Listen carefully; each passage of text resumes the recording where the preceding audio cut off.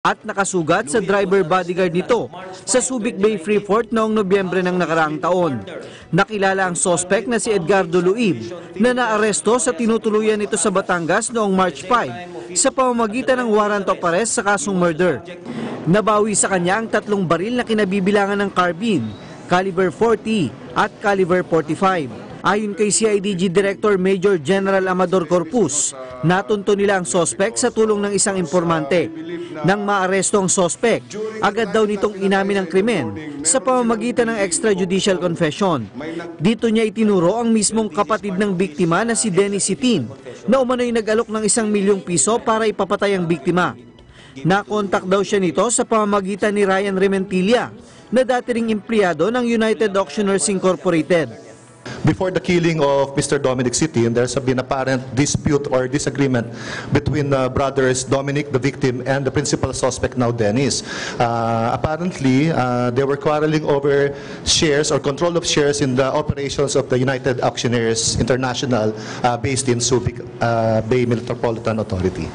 Awayan daw sa negosyo ang pangunahing motibo, kaya ipinapatay ni Dennis ang kanyang kapatid na nooy presidente ng kumpanya.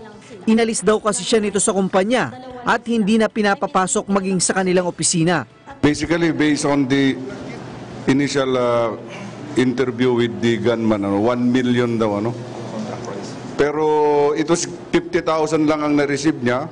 Sa isinagawang ballistic examination sa caliber 45 pistol mula sa sospek, nagmatch dito ang 2 slug at 9 na basyo ng bala na na-recover sa crime scene. Nagmatch din ang fingerprint ng sospek sa nakuhang fingerprint sa side mirror ng motorsiklo na ginamit bilang getaway vehicle. Dahil dito, naniniwala ang PNP na may matibay silang mga ebidensya para magsampa ng kasong murder at frustrated murder laban sa mga sospek. We consider it solved but we do not consider it as closed. Because as you see, meron pa tayong mga tinitignan ng mga tao at meron pang kailangan maaresto na at-large na tao. In fact, kung kahit may file natin yung kaso ngayon, we have to wait for the warrant of arrest para maaresto itong si Dennis. Bukod kay Luib, kasamang sasampahan ng kaso si Dennis Sitin at ang middleman na si Ryan Rementilla. Kakasuhan din ang isang John Doe na umano'y nagsilbing taga-tiktik at taga-timbre sa kilos ng mga biktima bago ito barilin.